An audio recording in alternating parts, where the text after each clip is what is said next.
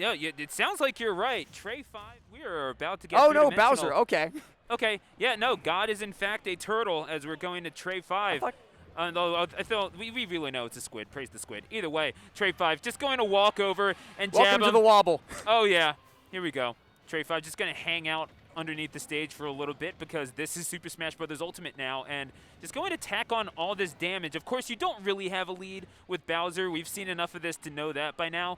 But one of the finest representatives that the University of Texas Dallas has to offer, going to try to fly like a comet on through out of pools and into the deeper end of the bracket. It's already been a fantastic start, but this is where the actual game starts, Stu. You might have thought that it was when the announcer said go, but it's actually at the 40-second mark. Oh, yeah. Trey gets a fantastic up smash there, but what I was about to mention only is 3 that— seconds in. Only 3 seconds in. Yeah, wild, bro. The thing that I was about to mention is that in this matchup, as in so many of them, Bowser just has to pay the heavy tax. He needs to take that, 70, 80, 90% before he begins to be high enough percent that those combos are no longer true on him and he gets to actually play the game. But he might not actually get to play the game as Trey is just absolutely putting the hurt on him yet again, wobbling him across the stage with these F-tilts into the double spike hitbox for a 1-minute 3-stock. I mean, what do you want me to say? We were talking. GG. I think a Steve Ditto might have just worked out better for Just everyone say involved. GG. That's all you gotta say. Yeah, just walk and jab, and then break out the pickaxe and put it through Bowser's head. Stu, Yeah. I know what to say. Yo, For just $5.99, you too could play Steve. that is true. That is absolutely true. And you know what else you could do with that $5.99 is subscribe to Beyond the Summit, your home for some of the Premier Smash action. Oh, and we don't see the Bowser anymore.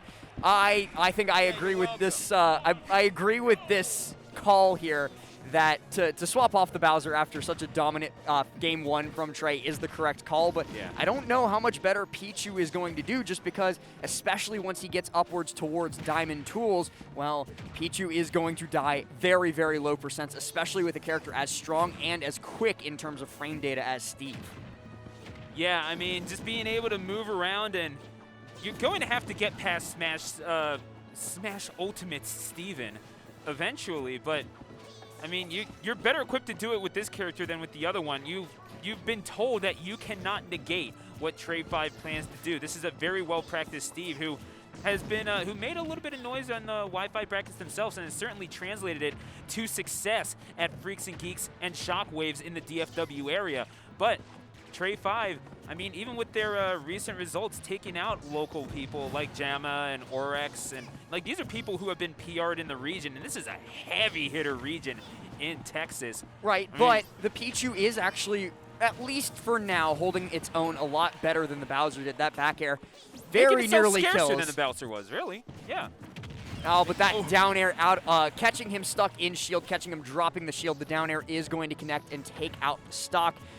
It is going to be very, very tough now for God to find their way back into this set because the big thing about Pichu, of course, is that every single major attack is going to deal recoil damage. So the farther ahead your opponent gets, the more you're going to have to injure yourself in order to make up that difference. And when it comes to Steve especially, it's not a good position to be in. And speaking of not a good position to be in, you don't want to be in end lag right in front of Steve because they will just F-smash. It seems like this Houston versus Dallas matchup might be going in favor of DFW. Certainly the T-Lo gang and DFW coming out and uniting for this occasion, but God, who's made a little bit of noise, in these mid-sized brackets in the Houston area, has been doing quite well. They are going to get on the board here at last stock, 41%. I mean, not quite kill percent for Steve just yet, but you never quite know, especially when you have something like that anvil.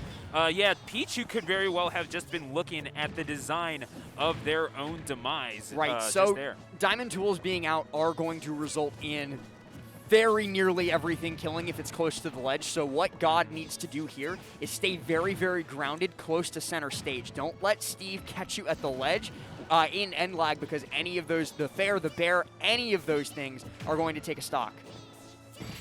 Going to swing and whoa! right against the opponent. Oh my God, that was like when you were playing target practice and you just trapped Pichu inside that wall which just bounces him around. Just get him up to 999%. That was that's how I spent my That's how I spent my evenings as a kid because I didn't have many friends. Either way, gonna miss that grab.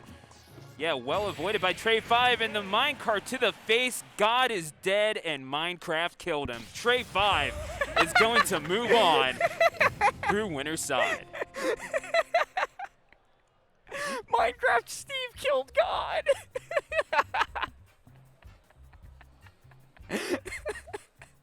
I was not expecting that when I sat down for commentary today.